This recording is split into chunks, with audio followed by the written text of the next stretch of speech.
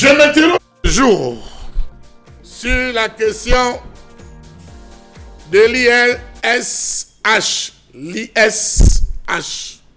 l'Institut de sciences halieutiques de Yabassi.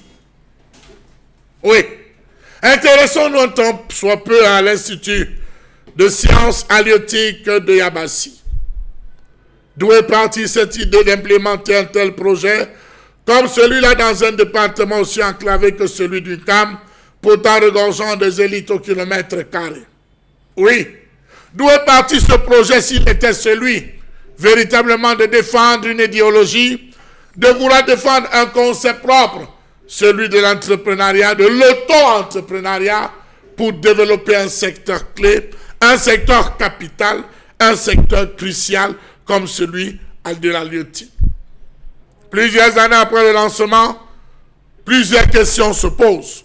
Où sont passés les investissements massifs que souhaitait lancer l'État dans le département du CAM, notamment les infrastructures routières, notamment l'aménagement de plusieurs étangs piscicoles, ensuite le financement de plusieurs projets et le recrutement des 4 premières cuvées.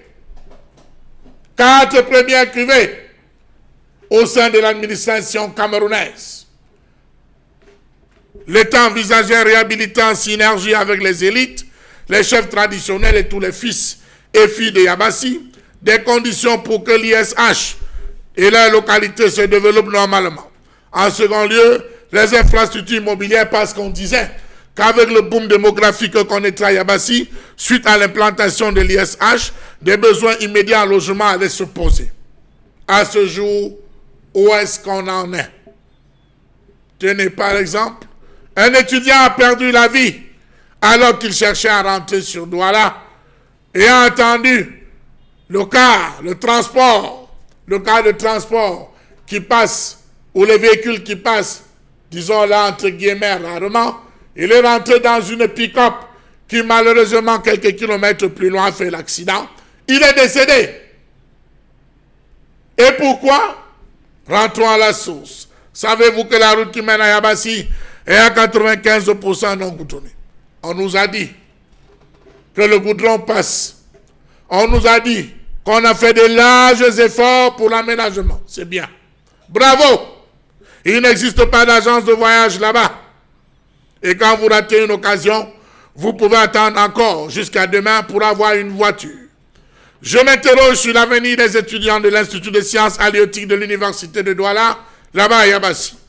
Pour l'Institut des sciences halieutiques, le ministre des Enseignements secondaires avait mis à la disposition une partie des installations des infrastructures du lycée de Yabassi pour un fonctionnement de moins 3 ans.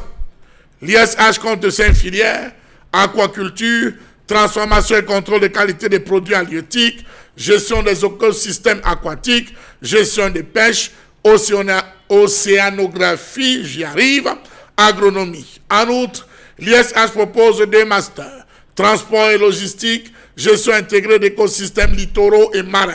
Savez-vous qu'à ce jour, plus de la moitié des 100 ingénieurs halieutiques, 100 ingénieurs halieutiques, j'arrive, bac plus 5 qui sortent chaque année, sont abandonnés, mieux laissés à eux-mêmes, alors que l'État avait prévu mettre sur pied 2 modules.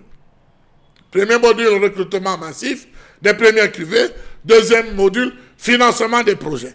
Est-ce donc dit que ces ingénieurs halieutiques qui sortent après bac plus 5 n'ont pas de projet bancarisable ou qu'on peut utiliser pour pouvoir financer et développer pour le bien des populations?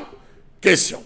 Pourtant, nous dit-on, l'ISH promet depuis 2010 la création des PME spécialisées dans diverses branches des sciences halieutiques au Cameroun et dans la sous-région.